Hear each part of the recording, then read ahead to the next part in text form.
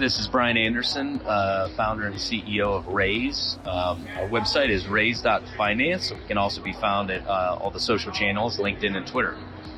How does Raze leverage blockchain technology to streamline private fundraising processes, and what advantages does this offer over traditional methods? So we set out to remove friction from the process of not only fundraising, but also capital formation in the private markets in the United States. And we saw blockchain as a viable way to be able to do that, remove that friction.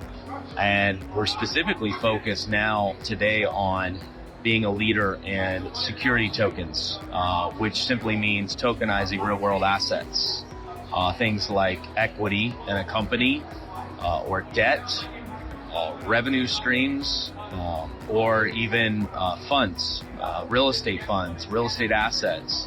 We believe that tokenization of these assets is a far more superior way to be able to not only raise capital, but manage equity and manage ownership in these things. And that's what our platform does. With your extensive experience in startups, what key lessons have you learned that have shaped your approach to building and leading Raze? That everything takes 2 to 3 times longer than you expect. Everything costs a lot more than you project. And most people in the startup world are not willing to wait the first 2 to 3 years out and pivot 5 to 10 times on their original concept or thought. They may keep their same idea, but the actual how it plays out is in the game of actually building. You figure that out along the way, no matter how many advisors or consultants that you have. And so I in the startup world, that your team is the only thing that is going to really get you to that next level. Because if they believe in you as a leader, as a CEO, as a founder, they'll go anywhere you want to take it. You have a passion for helping founders succeed. How does this drive your approach to the leadership of Raze, and what specific support do you offer to startup founders? So we do have a passion at Raze to help founders and early stage CEOs. We find solutions for our customers, and we make it easier and cheaper for people to be able to deploy and raise capital. And so what that ends up doing is we go directly to founders and CEOs that are raising typically under $10 million, which is commonly called no man's land. So if you want to go raise $20 to $50 million plus, a lot of people will love to talk to you. And a lot of people will love to take your money and help you find that money for you. He's a startup founder, or when you're an early stage CEO scaling, even into Series A, it is a very high failure rate for most people to be able to actually last it out and raise money. And so at Raze, we're very passionate about serving the underserved in that space. And it's interestingly enough, the largest market to be able to serve the largest blue ocean of companies out there. How does Raze leverage its legal and blockchain expertise to navigate regulatory challenges and ensure compliance in the fundraising process? So we started the company with your traditional team members you would expect in technology, but then we also had attorneys and experts in securities law, team members that had 3 decades of capital formation in Wall Street and things like that, securities law, securities offerings. And we built the solution with the knowledge and wisdom in that space. So when you're actually raising capital or you're trying to manage your equity in a company, you typically call your lawyer first, or you should. Most people can't afford lawyers. Most people can't keep attorneys on retainer on a monthly basis when they're early, even though they probably should.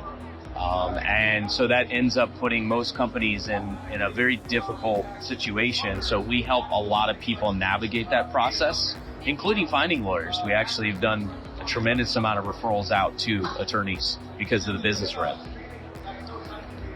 What are the future growth plans for Raze, and how do you envision the company evolving in the coming years?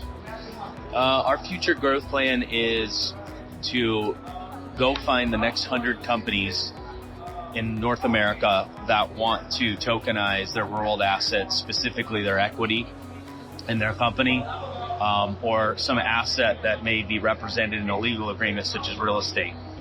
We would like to find those entities by the end of the year, serve them. We're already starting to serving them, and give them the tools and the capability to be able to actually tokenize these assets. And long-term scale, we want to go serve 2,000 companies under that model, which will then take us to roughly a $10 million a year business, and it'll allow us to kind of go to the next level and be either acquired or do a much larger round and be able to actually become a global company.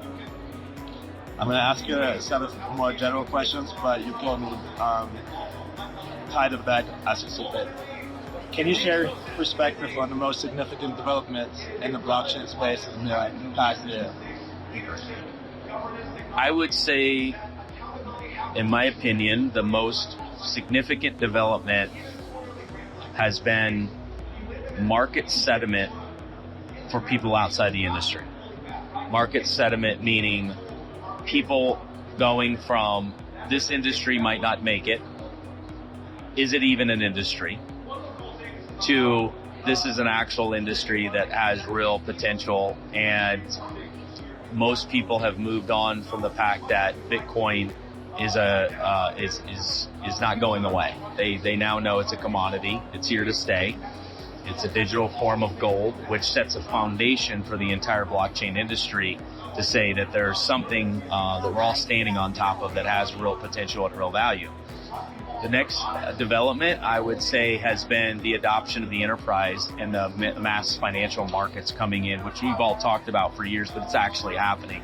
When BlackRock announced what they did a couple of times over and got the ETF approved, that opened up mainstream finance to say we should probably start building on this if we haven't already. How do you see the role of traditional finance institutions evolving with the rise of decentralized finance and blockchain technologies? How do I see them changing? Yes, how do you see them evolving? I think it already started. Traditional finance is warming up or even adopting DeFi. They're trying to decide and figure out how DeFi can be incorporated in their traditional finance view, which is fascinating. I think traditional finance is accepting the fact that centralized systems are not going to be sustainable across the world. I think traditional finance has accepted that global borders or borders across the globe are no longer in place for traditional finance. That if somebody in Dubai wants to invest in a company in the US, if a US company wants to go talk and raise money with somebody in Singapore, it should be easy. And it should be just as legal as it should for raising money inside the United States. Same thing with trading. Same thing with crypto. Digital assets being traded across the globe is not coming. It's been here for a long time.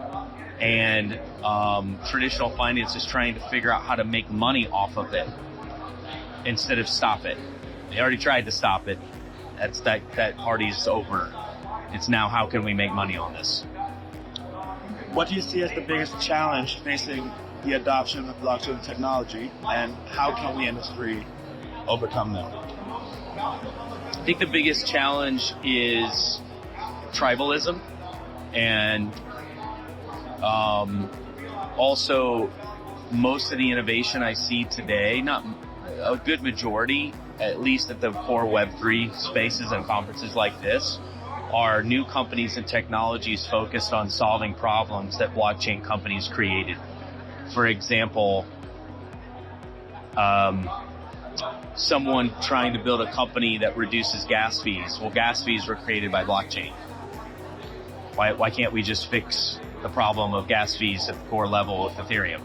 I think there's a lot of companies that won't exist anymore. I think because they're not really solving real world problems, they're solving blockchain problems.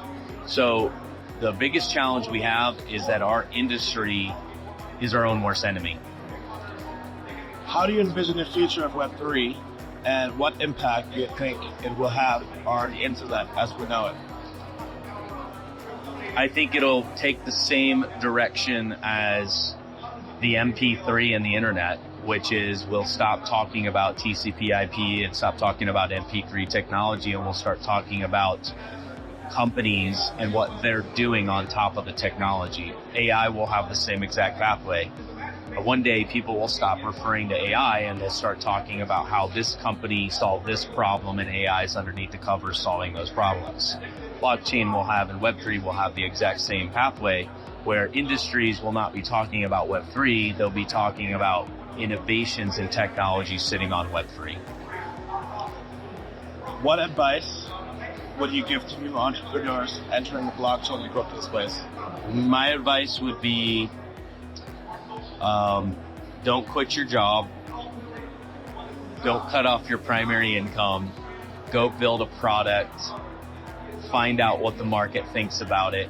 Get revenue going, and then go all in. Revenue solves a lot of problems in business, and if you can generate revenue, you've got a business. That's great. That will conclude the interview. Is there anything that I didn't ask you would like me to ask, or that you want to share? The only thing I'll share is that we're excited to announce partnership with Texture Capital, and we are working on a very innovative solution to provide liquidity for secondary token trading for companies that want to issue a security token and raise capital in the private markets, but they want liquidity for that. And that's what we're working on next.